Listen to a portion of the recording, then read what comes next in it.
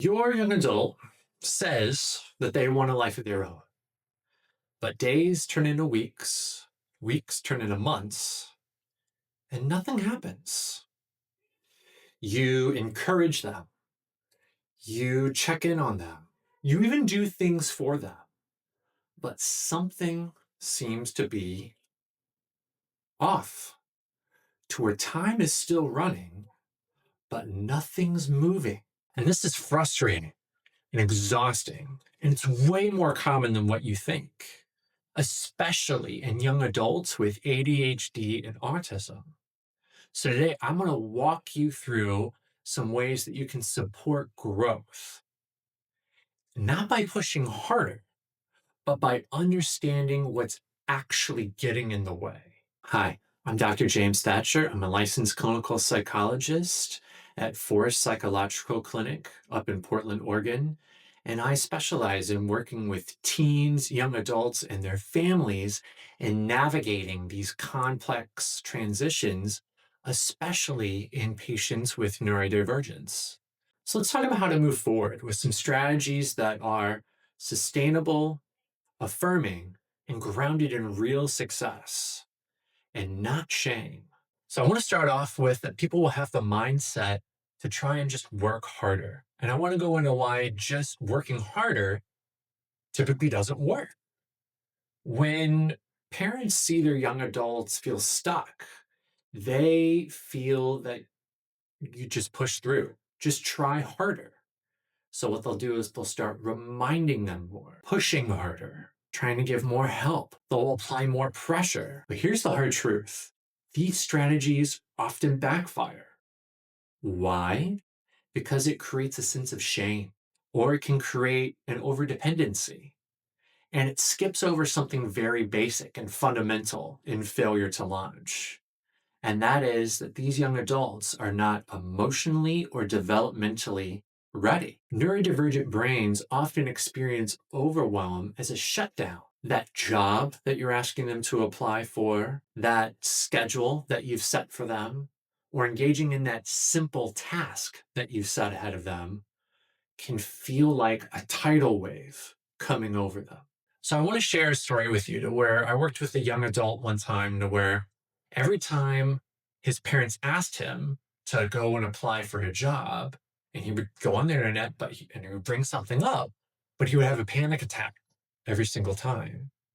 And it was only in therapy when we were able to start breaking things down into manageable steps was he able to start engaging in it. So instead of applying for a job, the first step was to just look at listings, just read and look at listings. That's it. You're not applying. And then we take it the next step and the next step.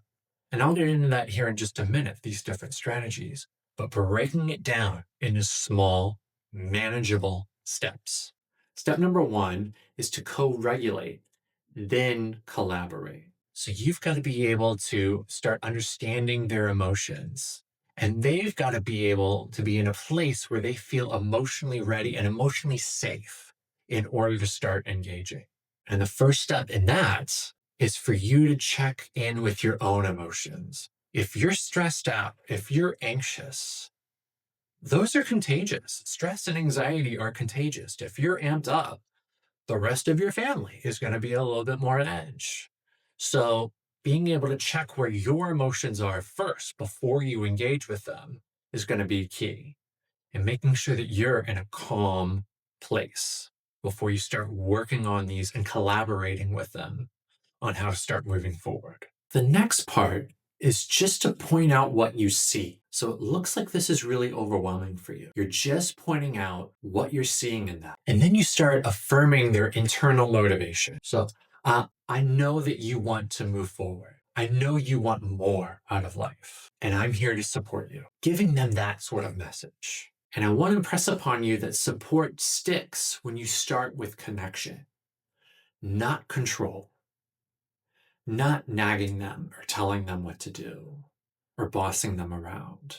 And that kind of brings up a question for me. So where I'm just kind of wondering, have you ever let your anxiety get in the way when you're trying to help? I know I have. I get stressed out quite a bit. And sometimes that anxiety can get pretty high. and it can get in the way. Only when I'm able to pull myself back and calm down and get some perspective am I able to then help. But I'm wondering, has anything like that happened to you guys? Comment down below if you feel like it. Step number 2 is to make goals tiny and visible. So let's talk about how a neurodivergent brain is able to deal with or not deal with the task of get a job, and how we can break that down into little steps, like I was indicating before, to make it more manageable so they're actually able to engage. So the goal is to get a job, right? Get a job. To many of us, this is a manageable goal. We know the steps, we know what to do. We can go get one. But for folks with ADHD and autism, this is like climbing a mountain without any equipment or a map on how to get there. So what we've got to do is we've got to break it down into tiny, manageable, and visual steps. So step number 1 could be look up 3 places that are hiring nearby. Keep in mind, this isn't applying. This is just doing the research. This is just reading. You're not applying for the job just yet. So there's real no pressure. The next step is to write down 2 jobs that feel doable, things that they could do. It's exploring still. How tolerable would this job be for them?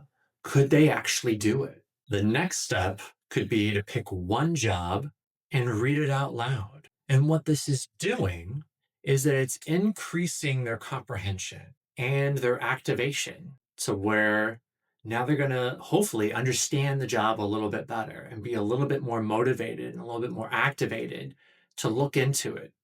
Again, going back to the goal before, is this a match for them? We're still exploring that.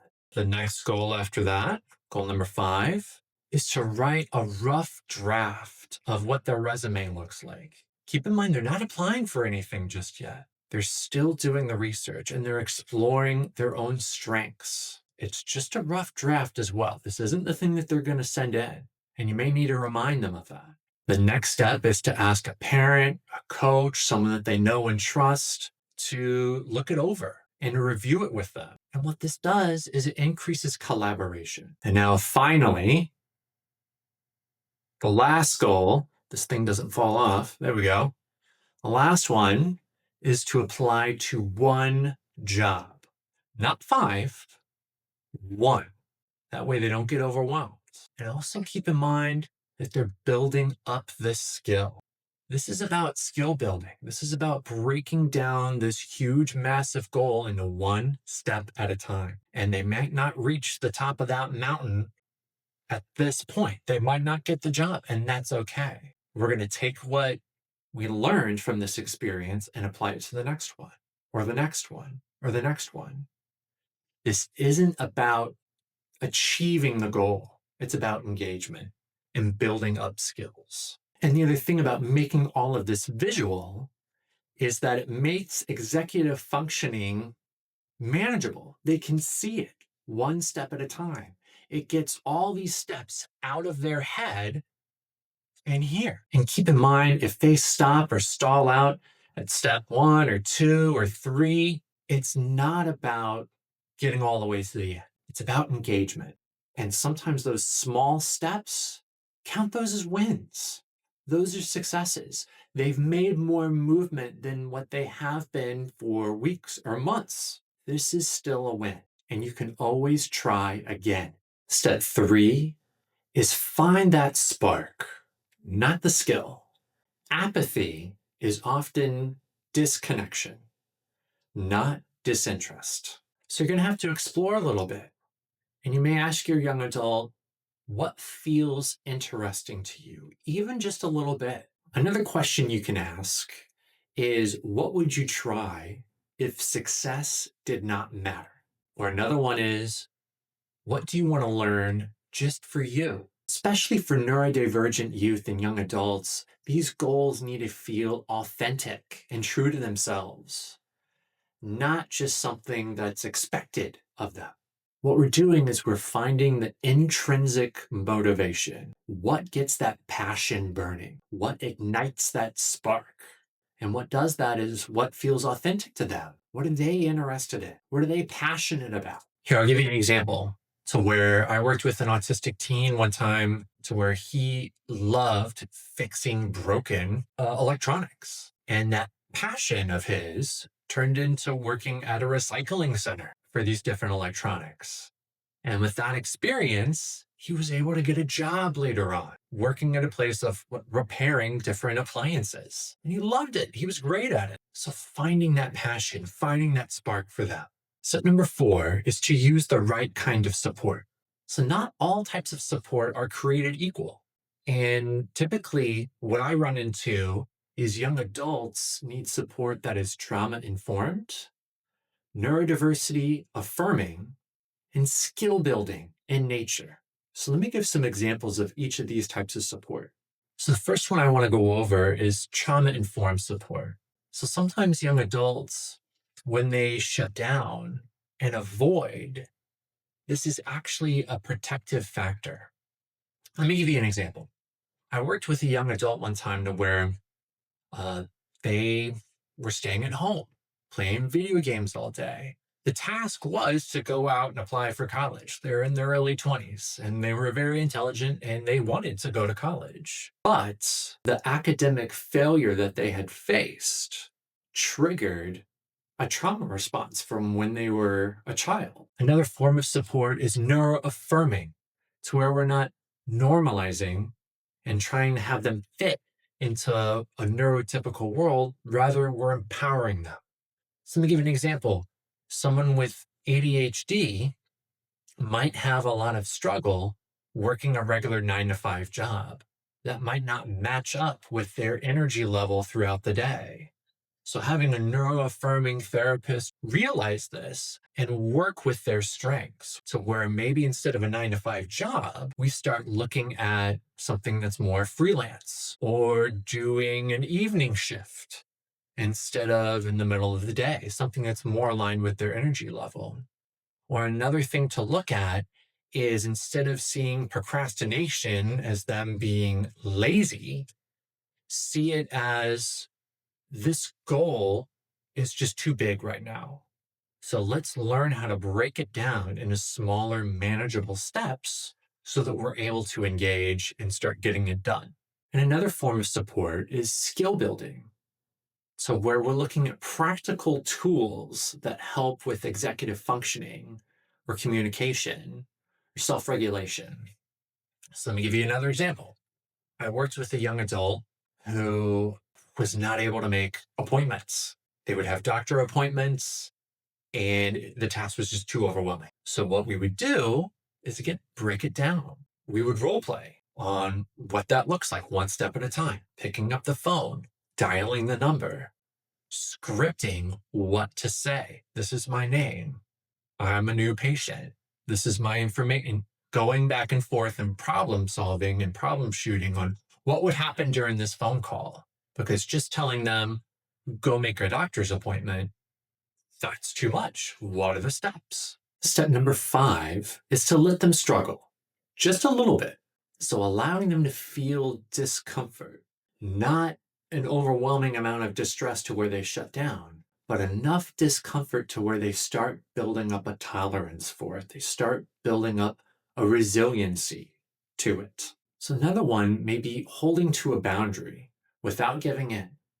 So if you set a rule, if you set a boundary, sticking to that and letting them know that you're going to stand firm and standing firm on it. And another way is to hand the problem back to them, but also be validating and empathetic about it.